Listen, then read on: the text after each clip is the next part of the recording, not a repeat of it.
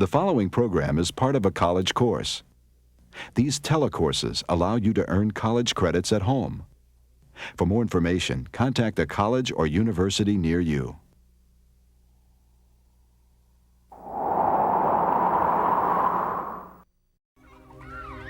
Around the world, largely unseen, countless pathogens march to battle. Dangerous fungi, parasitic worms, elusive viruses, deadly bacteria. These foreign invaders constantly attack us in an all-out war. But we animals enlist an equally powerful army, equipped with weapons to defend against the assault, eager to engage the enemy in chemical warfare or hand-to-hand combat.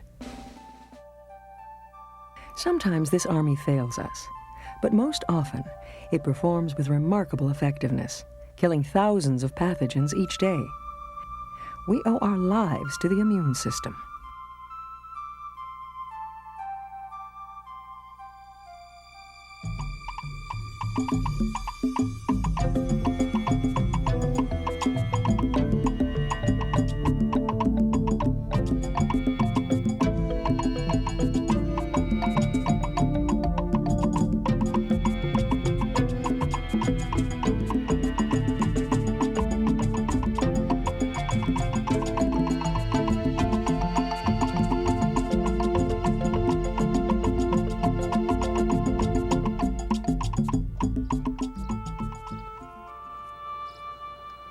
All animals can defend themselves against disease, but sometimes they need a helping hand.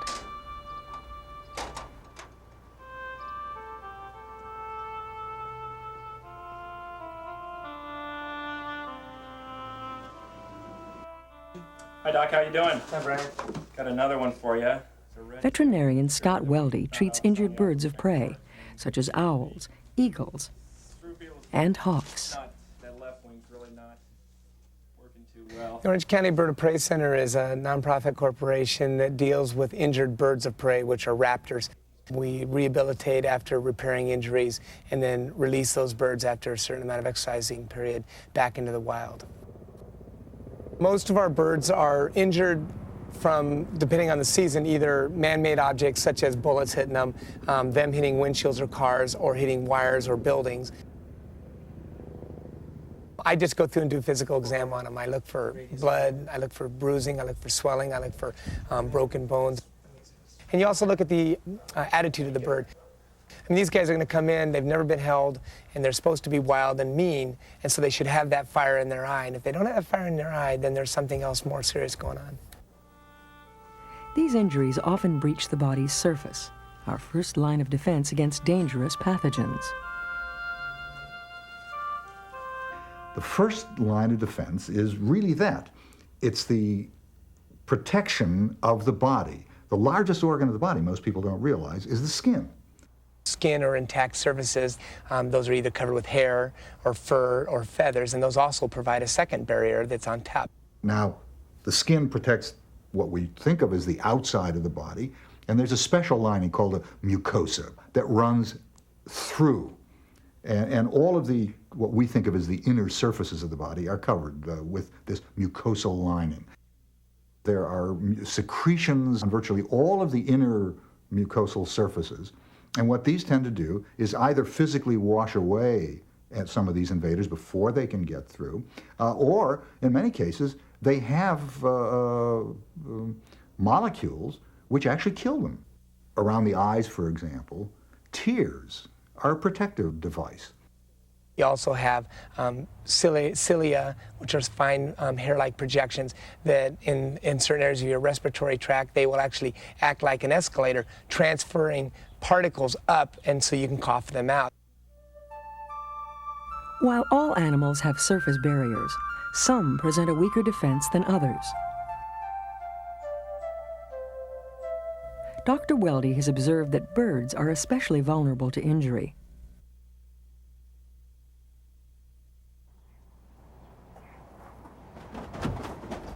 Part of the reason I think that you see such drastic responses to tissue damage in birds is because they have very thin skin. They are also very compact, and they don't have a lot of muscle mass in them. They're not big muscled animals, so a trauma is not absorbed by their muscle mass. An injury to the body's outer defenses calls our immune system to action in a process called inflammation. Under both the skin and the mucosal lining, there are a series of cells which have been known for a very, very long time called mast cells. And these cells are filled with granules. When the trauma occurs, these granules explode and the molecules come out. These molecules cause the cells of neighboring blood vessels to expand.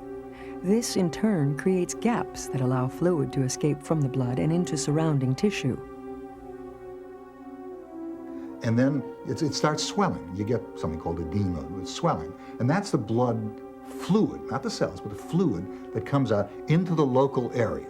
And that fluid from part of the blood also contains molecules which, when they're inside the blood, are inactive, but when they're outside, they become activated, and some of these can actually kill the bacteria at the site. These molecules, called complement proteins, also attract the frontline soldiers of our immune system, the white blood cells. Crawling out through the gaps in the blood vessels, the white blood cells begin their attack. And the first one are called neutrophils.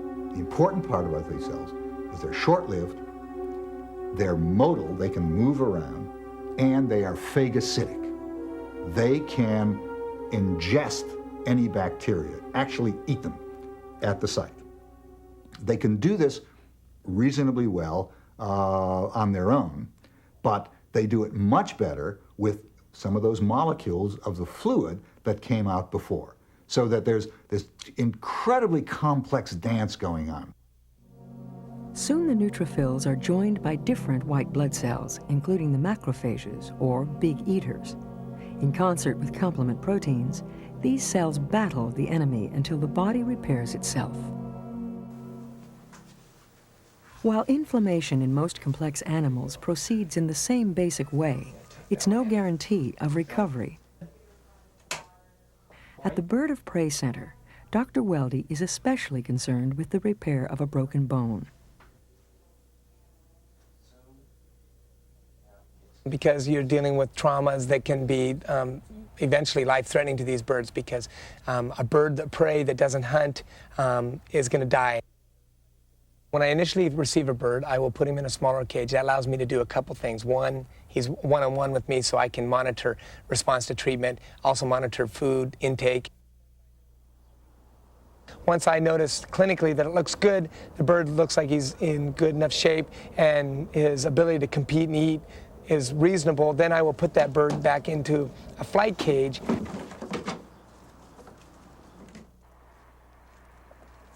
It is the end of a chapter or a book when you release one. The romantic side, the humanity side of me says that I'm finally getting him back out in the wild, where that's where he belongs. Dr. Weldy's winged patients rely on the process of inflammation to survive. But if this line of defense fails, the immune system activates its most elite troops, each designed to combat a specific type of invader.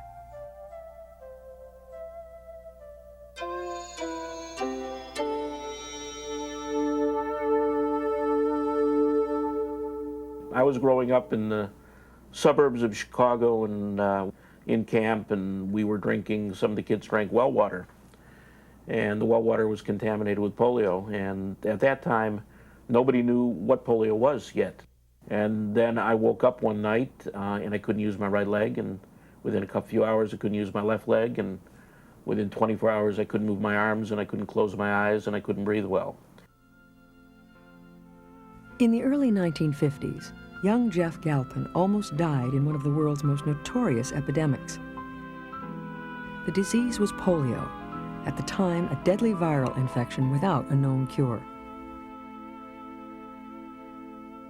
In that era, television and radio every day in Chicago would talk about the temperature, the pollen count, and how many kids came down with polio that day, because that was the way the epidemic went. Polio was something where they took away all my toys and burned them because they didn't know if they carried the virus. They had me in quarantine and they wouldn't let parents come in. Dr. Galpin's physicians told him he might not survive the disease.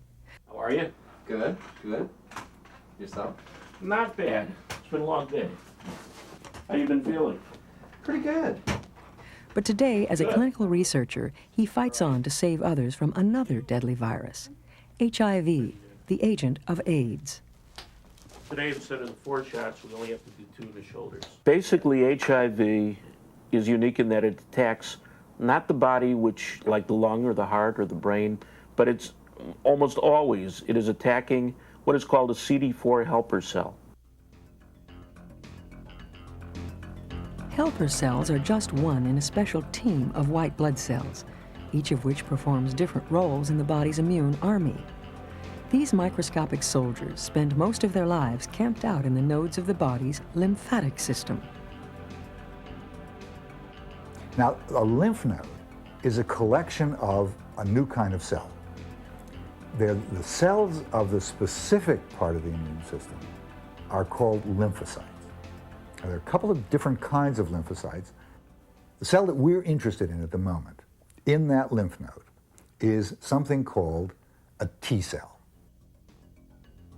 T cells get their name from another part of the lymphatic system, the thymus gland, a kind of cellular boot camp that prepares these lymphocytes to face specific enemy invaders. Those CD4 T cells are part of a specific immune response. They will only react with very, very unique things. And each T cell will react with something different than the next T cell. T cells target their specific pathogens in a process known as cell-mediated immunity. White blood cells, called macrophages, lead the body's cell-mediated immune response by engulfing and digesting foreign invaders. Combining peptide fragments from the invaders with some of its own proteins, the macrophage builds a patchwork of antigen complexes on its surface. The proteins of anything, the bacteria, virus, parasite, anything that they're ingesting, those proteins only get broken down partway. They get broken down into chunks. And these peptides get loaded inside of a molecule that's made inside of the macrophage. We abbreviate it by calling it MHC. And each one picks up, just at random, one of these peptides. And they get moved up to the surface of the macrophage. When smaller white blood cells called helper T cells encounter the macrophage, those with matching receptors bind to its surface. These helpers then multiply and secrete chemicals which call different cells into battle, especially the cytotoxic or killer T cells.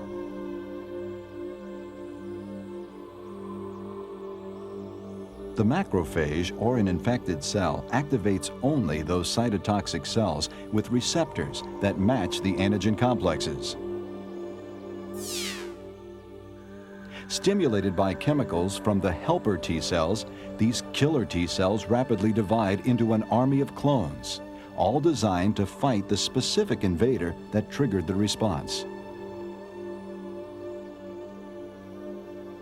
When killer cells dock with an infected cell, they bombard it with lethal toxins, then move on in search of other targets. So that on average, hundreds of thousands of millions of lymphocytes, of T cells, in that lymph node. Each of them has gazillions of receptors, but each of them has unique and different receptors. And that's where the specificity of the immune response comes from. By targeting CD4 helper T cells, HIV attacks the very arsenal we use to defend against it.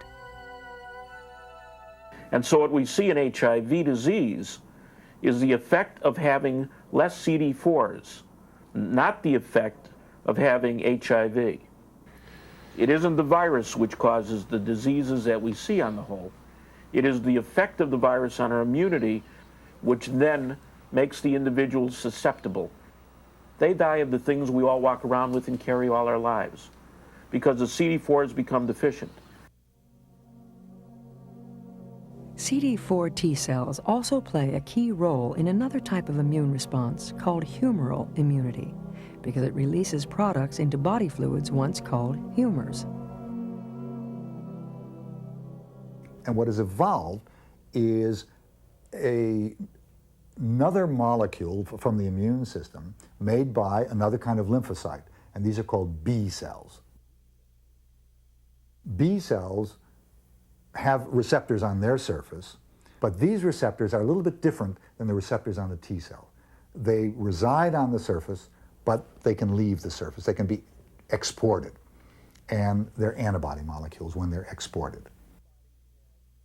And antibodies have a couple of branches. At the ends of those are a set of sequences of amino acids and peptides that exactly match the mirror image of some protein. The body's humoral, or antibody-mediated immune response, begins in the same manner as its cell-mediated response. But here, the macrophages are joined by lymphocytes, called B cells. The pathogen activates only those B cells with matching receptors. These cells stand ready to enter the battle. Meanwhile, the antigen-presenting macrophages activate those helper T cells with matching receptors. These, in turn, rendezvous with activated B cells. Triggered by this meeting, the helpers release chemicals which spur the selected B cells into rapid reproduction. Some B cells become memory cells, ready to respond to a later invasion by the same pathogen. But most become antibody-producing factories, called plasma cells. Freely circulating in the body, antibodies dock with pathogens. This neutralizes them, or marks them for destruction by other weapons in our immune arsenal.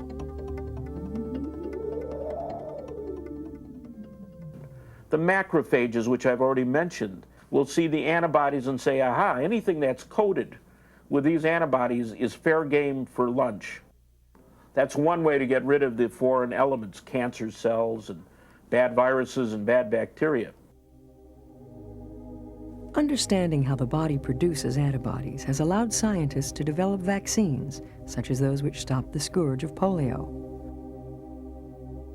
Vaccines contain antigens of a particular disease agent. The body responds by actively producing the appropriate antibodies and memory cells. Unfortunately, vaccines have proven ineffective against the AIDS virus. HIV has the ability to be an RNA virus, get into a cell and turn into a DNA virus, which can become part of our genetic material, sit there, and then come out again as an RNA virus. That allows it to cloak itself, to hide from parts of our immunity, to sit within a cell so that the antibodies that are outside of the cell can't do anything. In response, Dr. Galpin and his colleagues are exploring other methods of treatment, including genetic engineering. Start timing. 30. For research only. We've tried to take a piece of the virus, put the piece of HIV in another virus, and then put it back in the body so that the body would now see it better and turn on the cellular immune system to better recognize HIV and go out and kill it.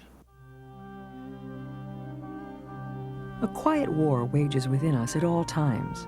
We become aware of it only when our immune system starts to lose the battle, whether from doing too little or doing too much.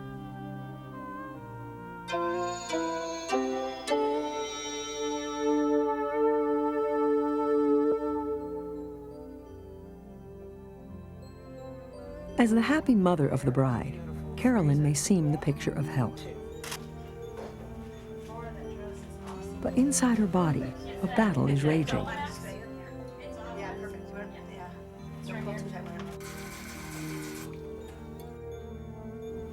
Carolyn suffers from lupus, a life-threatening autoimmune disease.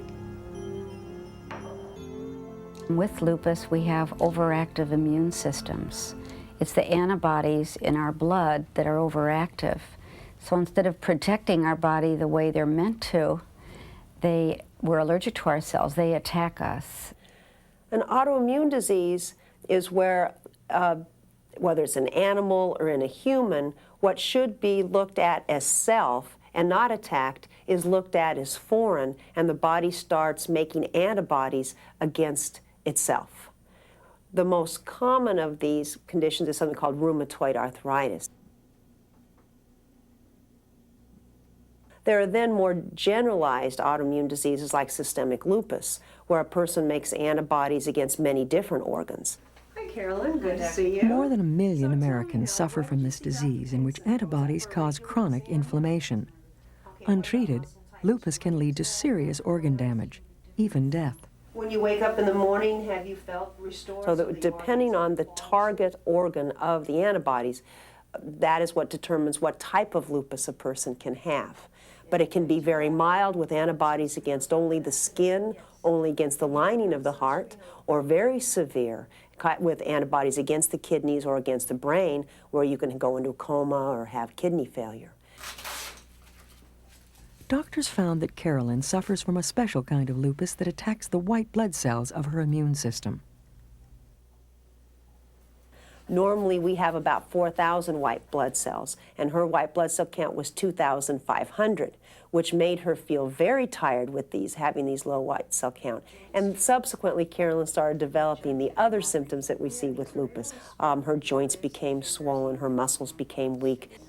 These are especially swollen. The other problem with lupus is that it can be an invisible disease.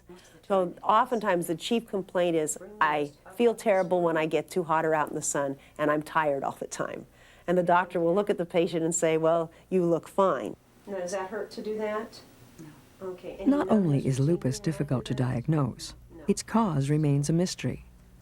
Current research points to a problem with protein complexes displayed on the surface of body cells. There are these markers called MHC, and MHC stands for Major Histocompatibility Complex. These MHC markers that are expressed on the cell surfaces are what the body gets used to seeing as either being self or foreign, because each individual has their own identical MHC marker. Researchers theorize that some victims of autoimmunity may be producing abnormal MHC complexes, which the immune system identifies as foreign. We can now find in people who have a hereditary predisposition to these autoimmune diseases where this MHC coding is found, and have been able to take this area and determine certain of these antibodies that are formed. But what we don't know is why everyone who has this genetic makeup does not end up having these autoimmune diseases. In addition to these genetic accidents, researchers believe some autoimmune diseases may be caused by abnormal white blood cells. Some of these may slip through the body's thymus gland, which normally destroys those killer T cells that would attack healthy tissue. The hypothesis is that one reason people develop an autoimmune response is because these T cells that are supposed to be destroyed in the thymus are not. So you have circulating T cells that recognize self as being foreign. Okay. There's also hormone triggers with systemic lupus. Here. In lupus patients, we have 9 women to 1 male. Usually lupus develops where there are times of hormone fluxes, around the time a woman develops their first menstrual period, or during or after a pregnancy, or at the time of menopause. Let's go over your list of medicines and make sure we've got everything right. Are you still taking the... Doctors can now treat the symptoms of this immune response with a combination of medications that reduce inflammation. What about your eyes? Those don't look too dry. Okay. Carolyn right now is doing fairly well. She's been under a lot of stress lately, and so that her white count has started to drop down. She's had more fatigue. That's my biggest problem, is the fatigue and pain, but I'm under quite a few medications, and I feel my doctor and I have it under pretty good control. While recent advancements in treatment are helping those who suffer from lupus, a cure remains just out of reach. What determines the severity of the disease? Why does one person with lupus have very mild disease with rash and arthritis and someone else die of kidney failure? We really have so many questions about these diseases, and the more we find out about the immune system and find out how complex it is, we realize how much we really don't know. Thankfully, our immune system is as effective as it is mysterious.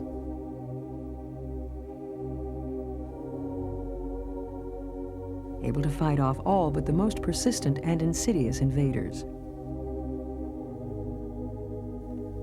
As we explore the intricate mechanisms of this organ system, we continue to depend on its complex army of defenders, our champions against the perils of the outside world.